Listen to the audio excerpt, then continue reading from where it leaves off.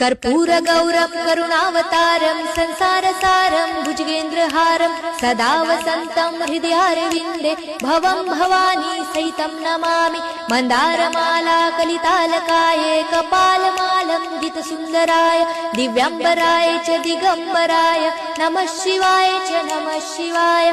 घालीन लोटांगण वंदीन चरण डोळ्यानी पाहीन रूप तुझे प्रेमे आलिंगन आनंदे पूजन भावे ओवाळीन म्हणे नमा।